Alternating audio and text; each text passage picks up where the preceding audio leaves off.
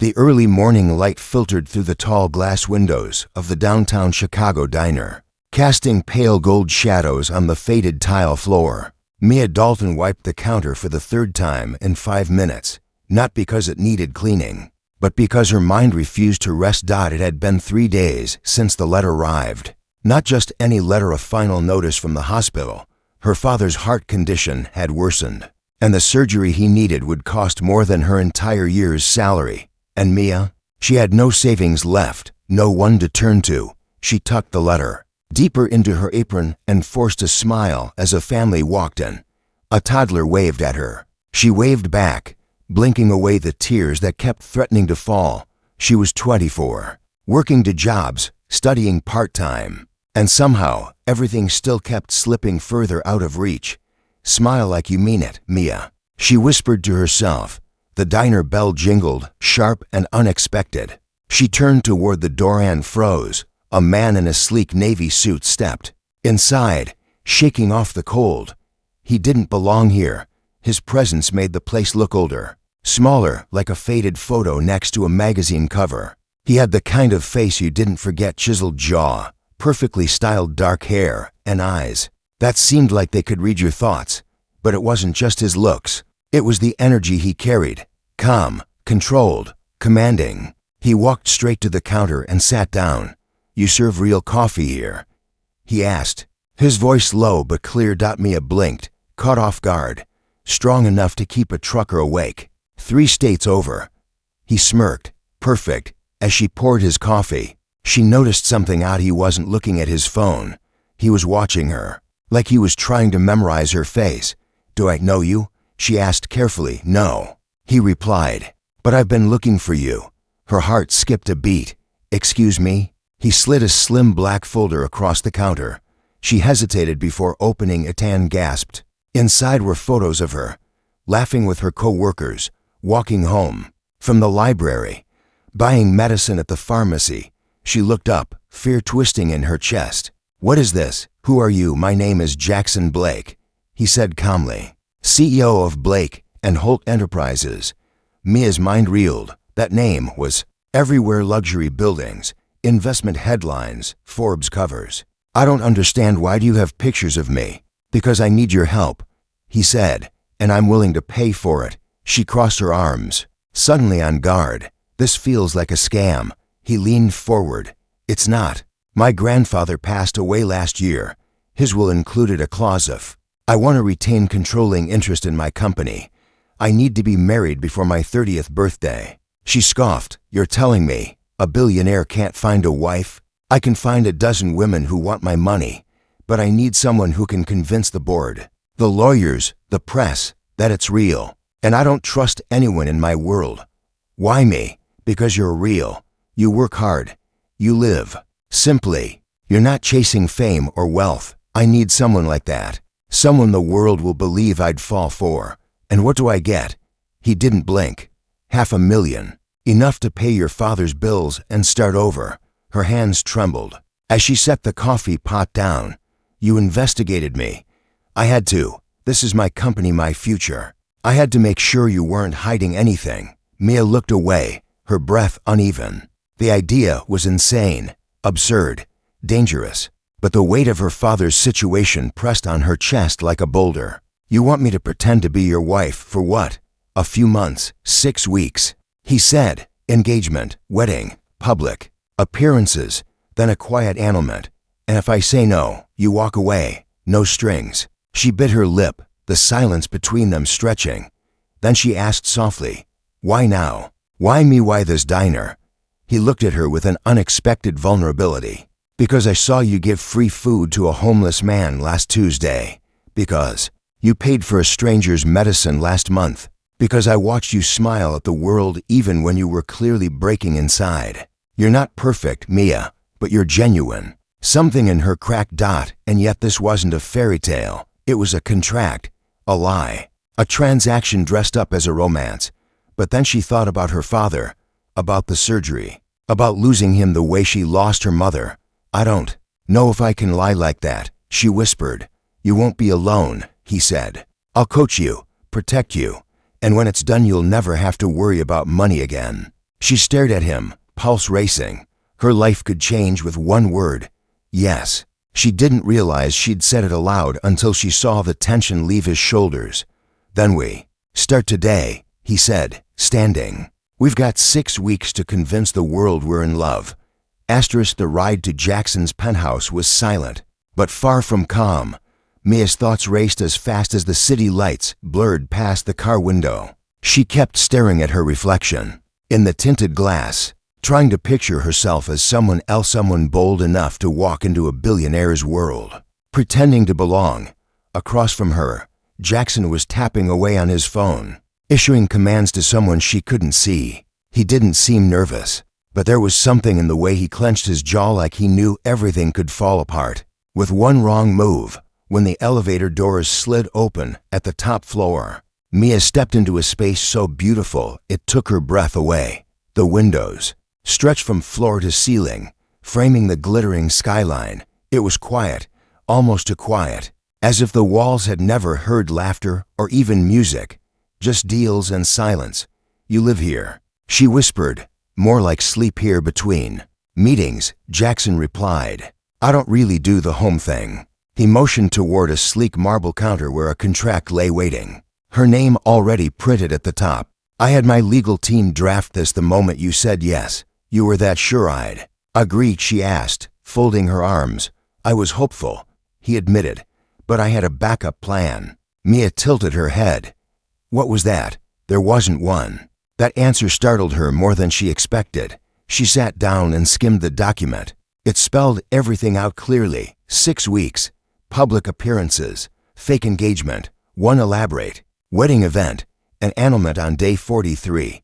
Payment to be made in parts, half now, half after. You really covered all the bases, she muttered.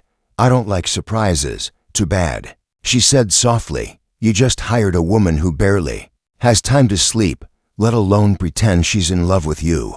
His gaze met hers. You'll find I'm a fast learner, she signed. The next few days passed in a blur.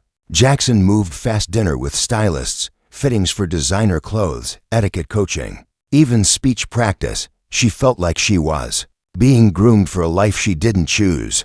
And yet every time she caught a glimpse of herself in the mirror, something strange flickered inside. Confidence, or maybe disbelief. She was no longer the girl behind the diner counter. She was Jackson Blake's fiancée. People began to notice. Her phone buzzed constantly with messages from old classmates, co-workers, even neighbors who once ignored her. The news spread like wildfire, especially after Jackson posted a picture of them at a gala's hand on her back. Her head tilted toward him, the city twinkling behind them like magic. But what the cameras didn't catch was how stiff her smile had been, how confused her heart felt when he whispered into her ear just before the photo was taken. You look like you've always belonged here. And the way he said it, like he meant it. Mia wasn't sure when things began to change. Maybe it was the late-night conversations in the limo, where he told her about his mother's illness, or the pressure of taking over his father's broken empire. Maybe it was the way he listened, really listened, when she talked about her father, or her dreams of painting again. He wasn't just the cold businessman she'd assumed, and she wasn't just a placeholder in a fake relationship. The line between pretending and feeling was starting to blur. Then came the night she met his family. Jackson hadn't said much, only that it would be a private dinner, but nothing prepared her for the icy reception from his stepmother, the suspicious glares from his cousins, or the unexpected warmth in the eyes of his younger sister, Lily. As she smiled politely through dinner, answering invasive questions about how they met and what made their love special, she felt Jackson's hand slide under the table and gently squeeze hers. She looked at him, startled. He didn't look like a man faking affection. He looked afraid. That night, as the driver pulled away from the estate, Jackson sat in silence for a long time. Then he said, almost like it hurt to admit, you did better than I ever expected. My grandfather would have adored you. Mia didn't ask why. His voice cracked on the word would have. Instead, she reached out and placed her hand on his. Something in him softened. But the illusion shattered days later at a press event. Mia had been smiling at a young journalist who complimented her dress, nothing more. But Jackson's reaction was instant. His jaw clenched, his eyes darkened, and later, in the privacy of their car, he said the words that made her pulse stutter. "Don't smile like that at someone else. Not like that." It was a polite smile, she said, confused. He looked away. It didn't feel polite. Her heart pounded.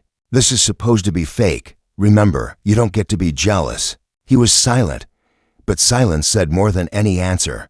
From that moment on, everything changed. He started pulling her closer at events, whispering things in her ear when no one was listening. His gaze lingered too long. His touch stayed too long. His breath brushed her skin when he leaned too close. It wasn't an act anymore, and she wasn't acting either. She began to fear the thing she hadn't expected. What if she was falling in love with someone who could still walk away? What if the one pretending hardest was her? And worst of all, what if he wasn't pretending anymore either? Mia stared at her reflection late one night, touching the engagement ring Jackson had slipped onto her finger days before. It sparkled in the moonlight. Beautiful, dangerous, 6 weeks, that was the deal. But hearts don't care about timelines, and neither did his eyes when he watched her from across the room. Like she was no longer just a solution, she was becoming his reason. She just didn't know how much yet. Mia wasn't prepared for what came next. What began as silent tension had turned into something she could no longer name: an ache, a pull, something that left her restless even in her sleep. She had memorized the script they agreed on, but now she struggled to remember where the lines ended and where real emotions began, especially when Jackson started showing up in places he didn't need to be, like her art studio. It was a hidden room Jackson had arranged inside his high-rise penthouse, a private space with white walls and sunlight flooding in through high windows, a room she had claimed as her own after weeks of pretending to be someone she wasn't. It was the only place she could breathe, until the night she found him standing there, staring at one of her unfinished paintings. "I didn't know you'd come up here," she said, wiping her hands on a paint-smeared cloth. "I couldn't sleep," he replied without turning. "I wanted to see what you hide from everyone else." She walked slowly to his side, heart thudding. "This isn't part of the contract. I'm not here because of the contract." He turned to face her then, and the look in his eyes stopped. Her breath. He wasn't wearing the mask he used in meetings or galas or in front of his board. This was Jackson Blake, unfiltered, tired, real. "You painted this?" he asked, pointing to the canvas. She nodded. It was a portrait of a little girl standing in a flooded alley, holding a wilted flower above her head, as if even drowning couldn't steal her hope. "She looks like she's waiting for something," he murmured. "She is," Mia said softly. "She just doesn't know what." Jackson studied the painting for a long time. "That used to be me." Mia tilted her head. "You?" He nodded, his voice low. "Waiting for someone to believe in me, even when I stopped believing in myself." There was a silence between them that wasn't uncomfortable, just heavy, weighted with things neither of them had said out loud. Then he reached out, brushing a smudge of blue paint from her cheek. "You're not just pretending anymore, are you?" She should have denied it, laughed, teased him, redirected the conversation. But instead, she whispered, "Are you?" He didn't answer, because he didn't need to. The air changed between them after that. The next day, Jackson canceled a meeting to take her to a quiet garden outside the city. Just the two of them. No photographers, no stylists, no rehearsals. They walked the gravel paths slowly, talking about nothing and everything: favorite books, first heartbreaks, the weird foods they secretly liked. He listened when she talked about her father. She listened when he admitted how afraid he was of turning into the man his father had been: cold, ruthless, disconnected from the world. "No one sees that side of me," he said. "Not even my board." "Then why show me?" He stopped walking. "Because when I'm with you, I feel like I'm still human." It should have felt sweet. Instead, it felt dangerous, because she wasn't sure how much longer she could protect her heart.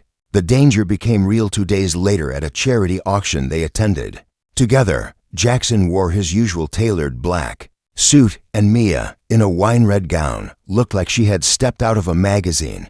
She smiled on cue, laughed on cue, held his hand like they were the perfect couple. But then it happened. An old friend from college, a man named Adrian, approached her, beaming. "Mia Dalton, no way." It's been what, 6 years? She smiled, genuinely surprised. Adrian. Wow, you look exactly the same. He leaned in for a hug. Jackson's hand still wrapped around hers. Tensed, I can't believe it, Adrian continued. I always knew you'd do something incredible. And now, look at you, engaged to Jackson. Blake. There was no mistaking the admiration in his voice, or the way his eyes lingered a second too long on Mia's smile. Jackson's jaw was tight the entire time. Later, when they were alone in the car, he didn't speak for a while. You seemed happy, he finally said. I was catching up with an old friend. He touched you like he wanted more. She turned to him, heart pounding. Why does it matter? We're just pretending, remember? Jackson looked away, voice low. Maybe I forgot. She felt something break open inside her. Then what are we doing, Jackson? She asked.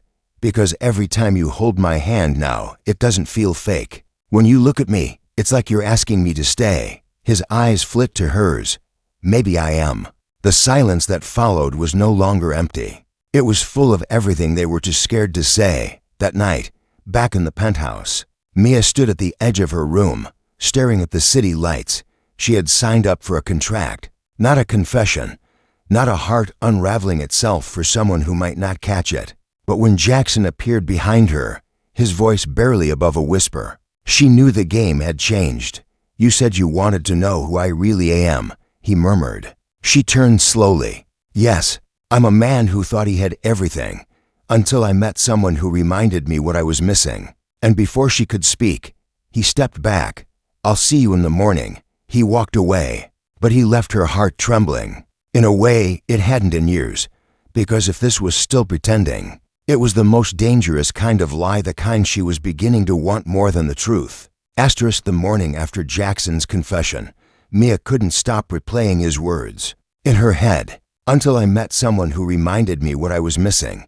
The line echoed like a haunting melody, wrapping around her like fog she couldn't walk through. She stood by the window of the penthouse suite, looking down at the waking city. From here, life below looked small and simple, tiny people with tiny problems. But her problems felt larger than ever now, not because of the contract, but because of the feelings crawling into the spaces they were supposed to keep empty. The ring on her finger sparkled in the early light. It wasn't real, but the way her heart skipped every time Jackson looked at her was becoming too real to ignore. She heard footsteps behind her. She didn't turn. Are you okay? Jackson's voice was quieter than usual. She nodded, eyes still on the skyline. Depends on what you mean by okay. He walked beside her, his hands in his pockets. You're thinking about what I said.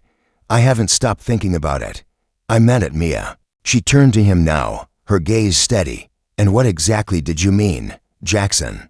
Because this all started with a contract. I'm just trying to figure out where the deal ends and the truth begins. He hesitated. That was new for him. Jackson Blake didn't hesitate. I don't know anymore, he admitted. But I know that when I'm with you, the noise stops, and when you smile at someone else, something inside me twists in a way I never felt before. It would have been easier if he was cold or cruel, but he wasn't. He was gentle, lost, honest, and it scared her more than the lies ever did. Later that day, they arrived at a private lunch with his grandfather's oldest friend, Harold Dean, a no-nonsense, ex-military businessman known for spotting liars before they even opened their mouths. This meeting had been arranged weeks ago, before the cracks in their performance began to look like windows. You nervous? Jackson whispered as they walked toward the garden terrace. I've been through worse. She whispered back. You mean the time you spilled hot coffee on a CEO's lap during a shift? Her eyes widened. You remembered that? I remember. Everything you say. She didn't respond. She couldn't. Not without revealing more than she was ready to. Mr. Dean greeted them with a tight smile and eyes that looked like they missed nothing. So, you're the woman who finally tamed Jackson Blake. Mia laughed lightly. I don't know about tamed, but I do make sure he remembers to eat. Dean chuckled. Smart. You'll need that kind of balance if you're going to survive this family for the next hour. She answered questions about their relationship, how they met, what they argued about, what Jackson's worst habits were. She played her part with ease, drawing on every detail she had memorized. But then Dean asked something unexpected. "What's one thing you've learned about Jackson that no one else knows?" Mia blinked. Jackson tensed beside her. She could have said anything, something light, something rehearsed. But instead, she said, "He watches sunsets, like he's searching for something he lost. And I think, maybe he still hopes to find it again." The silence that followed was powerful. Dean's expression changed, not soft, not skeptical, but something in between. "I think you're exactly what he needs," he said at last. As they drove home, Jackson was quiet. Then he finally spoke. "You didn't have to say that. I know. But you did." Mia stared at the road ahead. "Because it's true." That night, she stayed up sketching in the art room again. She drew a man on a rooftop, staring at the sun as it dipped below the city, a man who looked like Jackson, but wore her loneliness in his expression. The next few days were filled with events, galas, press interviews, staged moments of affection. But not all of them were fake anymore. Not the way he brushed her hair behind her ear when cameras weren't looking. Not the way she leaned into his side without thinking. Not the way his fingers lingered on hers after every public appearance. It wasn't just about convincing the world anymore. They were trying to convince themselves that the line between acting and feeling still existed. And then came the magazine cover. The editor had sent the preview before it went to print. It showed Jackson kissing Mia's forehead, her eyes closed, a soft smile on her lips. The headline read, "A billionaire's heart finally found its home." Jackson sent it to her with a single message. "If only they knew how confused we really are." She stared at it for a long time, but it was the gala 2 nights later that changed everything. It was a high-profile charity fundraiser, a red carpet event. Everyone who mattered in the business world would be there, including Jackson's former fiancée Amelia Rhodes. Mia had seen pictures, tall, polished, graceful. The kind of woman who looked like she belonged in the billionaire world. The kind of woman who probably never spilled coffee or cried in the dark over unpaid medical bills. She arrived in a sapphire gown, stealing every camera flash the moment she walked in. When she saw Jackson and Mia, her smile faltered just a little, and then she came over.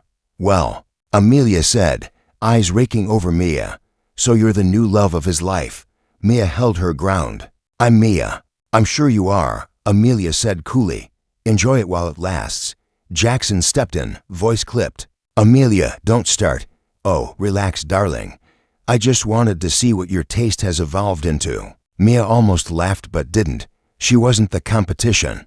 She wasn't even supposed to care. But she did later. Jackson found her on the balcony, arms folded, staring out at the skyline. "She got to you," he said softly. "No." Mia lied. "She just reminded me." "Reminded you of what?" "That I don't belong here, and I never will." Jackson turned her to face him. "You belong more than anyone I've ever brought into this world." "Then why does it feel like I'm always waiting for someone to expose me?" He reached up, touching her cheek. "Because you still think this is pretend." "But Mia, I don't know how to fake this anymore." She wanted to say something, anything.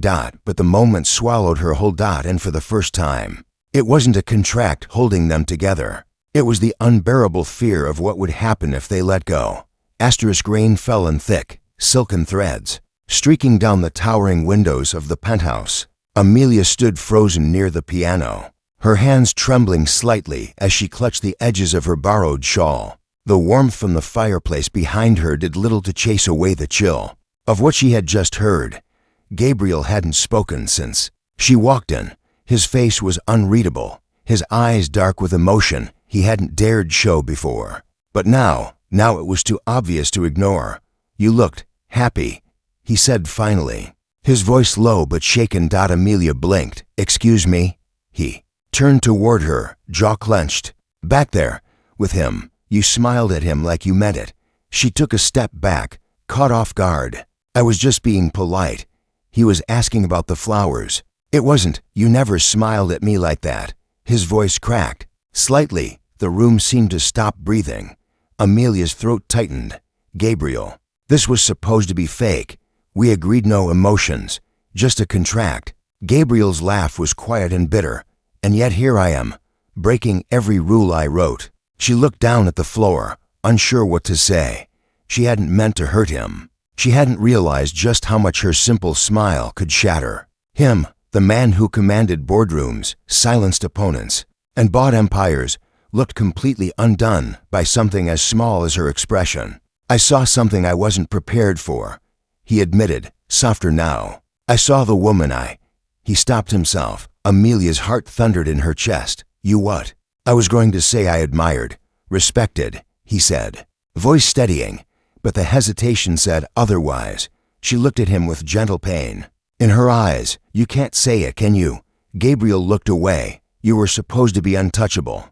Just a name on paper, but you became the reason I wake up." He walked toward her slowly, and her breath caught in her throat. "You think I didn't notice the way you rearranged my mother's roses in the library," he said, "or how you talk to the staff, like they're family, or how you quietly sit by the old violin in the study when you think no one's watching." She didn't answer, tears threatening to surface. "You smiled at another man, and I realized how easily I could lose you, even though technically I was never yours to begin with." The thunder outside matched the storm in her chest. "I didn't know," she whispered. Gabriel nodded.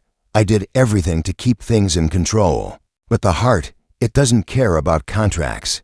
The moment hung between them. One heartbeat. Two, "I didn't want this to get complicated," she said.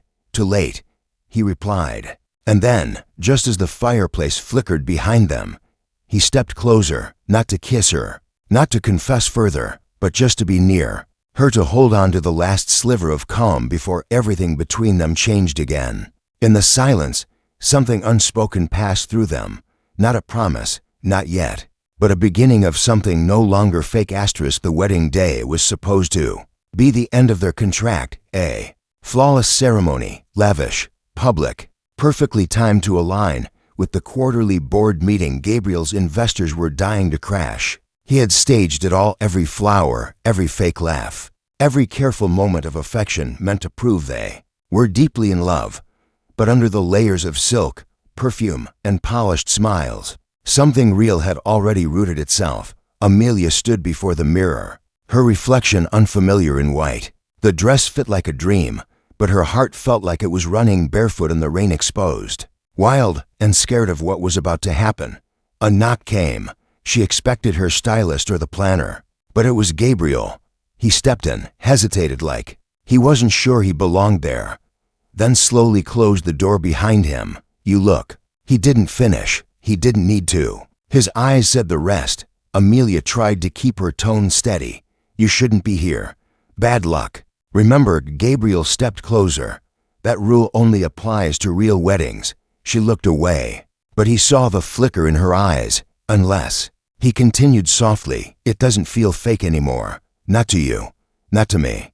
"Gabriel, I need to say this before we walk down that aisle," he cut in, "because once it's done, there's no going back."